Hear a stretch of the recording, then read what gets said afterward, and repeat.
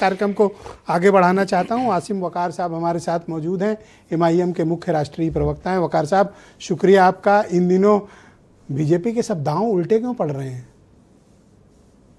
क्या हुआ आजकल? नहीं, दांव उल्टे तब पड़ते हैं जब आपका मालिक आपके खिलाफ हो जाता है।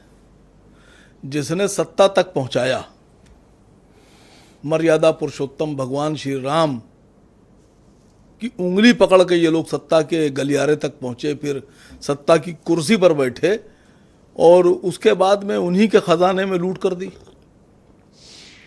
आप बहुत बड़ी बात सर कह रहा हूं। मैं अभी आप सबकी बातें सुन रहा था। आज मैं एक इंटरव्यू देख रहा था एक प्राइवेट चैनल के ऊपर, लेकिन जो प्राइवेट चैनल चला रहा है वो बहुत ऑथेंटिक है। आपके चैनल पर बैठकर नाम लेना बेहतर नहीं है, प्राइवेटली पूछिएगा, बता दूंगा। वो आदमी खुद बहुत जेन्युइन है और उसकी बात में वजन है। उसने एक इंटरव्यू चलाया है महिपाल सिंह का। महिपाल सिंह वो आदमी है जिसने सबसे पहले उजागर किया था कि राम मंदिर के खजाने में चोरी हो रही है, चंदे में घोटाला हो रहा है, लूट हो रही है। वो आदमी चंपत राय की टीम में काम करता था। उस इंटरव्यू में मैंने एक चीज़ देखी कि जब उसने कहा कि मुझे बुलाया SIT ने, तो कह रहा मैंने ये भी बताया है कि जो राम मंदिर का निर्माण हुआ है, उस निर्माण का जो कास्ट थी वो थी 800 करोड़ रुपए, लेकिन पेमेंट हुआ है 2200 करोड़ रुपए। आपको बड़ी फिक्र है? नहीं, मुझे फिक्र ही नहीं सर। फिक्र तो भगवान श्री राम जी को होगी खुद, और तभी उन्होंने, भगवान ने ही सब पूरी दुनिया को बता दिया, सब एकदम से उजागर हो गया। मुझे क्यों फिक्र होगी? इन दिनों माहौल देश का कुछ बदला दिख रहा है क्या?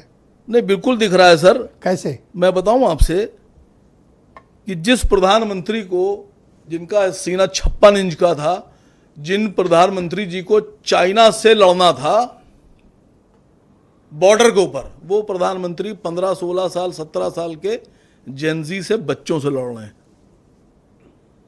जिन प्रधानमंत्री जी को देश को यह हिसाब देना था कि चाइना ने हमारे देश में घुस के कितनी जमीन कब्जा कर ली और हमने कितनी वापस ले ली, वो प्रधानमंत्री 15 साल, 16 साल की बच्चियों से लड़ रहे हैं। आप अंदाजा लगाइए, 15 साल की बच्ची वो रो रही है, वो परेशान है,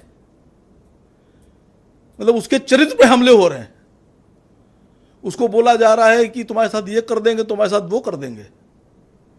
मैं बहुत अफसोस के साथ सर ये बात कह रहा हूं, मुझे नहीं बोलना चाहिए था। आपने भी बहुत से सवाल पूछे। प्रधानमंत्री जी रात में 1 बजे इंस्टाग्राम पर आकर हेलो फ्रेंड करके बताते हैं कि मेरी मां को गाली दी गई। मैं तो कह रहा हूं, जिसने आपकी मां को गाली दी है उसे सजाए मौत दे दीजिए। प्रधानमंत्री की मां, राष्ट्र की मां, देश की मां, हम उनके साथ हैं।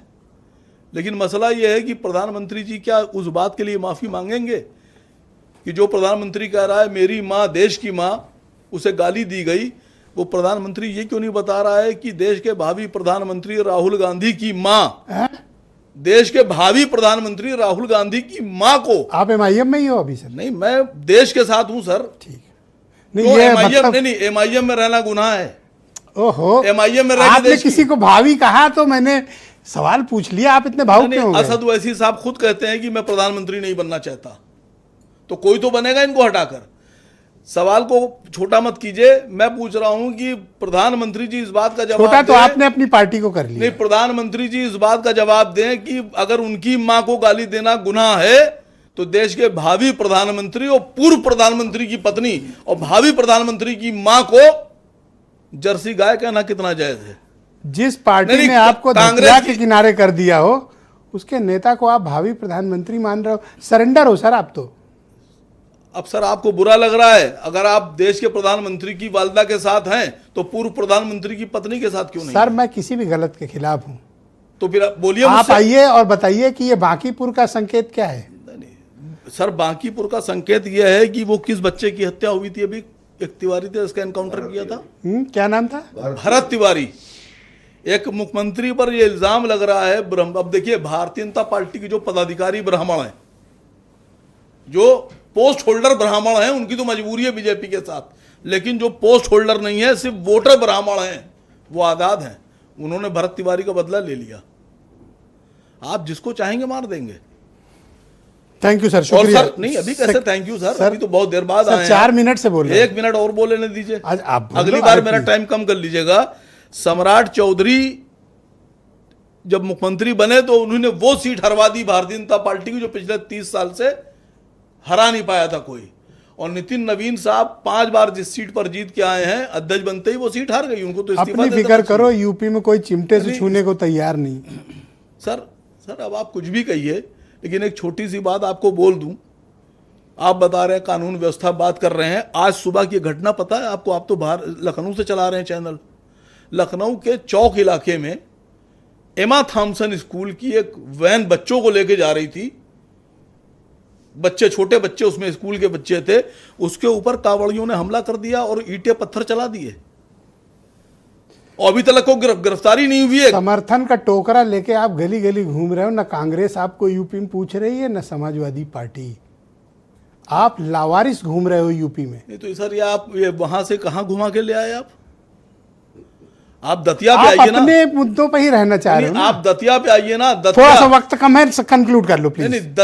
दतिया जो सीट, थोड़ा समय चाहिए। हाँ बिल्कुल नहीं, दूंगा, दतिया जैसी सीट, आपको पर्याप्त समय आज। दतिया जैसी सीट सबका भारतीय नोट जनता करें। पार्टी बहुत हार सारे गई। Thank you sir. दतिया जैसी सीट कांग्रेस जीत रही है, अयोध्या जैसी सीट समाजवादी पार्टी का सांसद जीत रहा है। एमआईएम के हाथ कुछ नहीं लग रहा है। नहीं, हमें छोड़िए, हमारी तो बहुत लड़ाई, शुक्रिया हमारी तो आपका। लड़ाई आज देश आप की अपनी लड़ाई पार्टी है। पे कोई बात हमारी नहीं लड़ाई कर- देश की लड़ाई बहुत है, धन्यवाद हमारी लड़ाई सर। पार्टी Thank की you। लड़ाई नहीं है। हमारी आज लड़ाई तो सर गिरवी भारतीय रखा जनता हो पार्टी से लड़ाई है एमआईएम हमारी। को कांग्रेस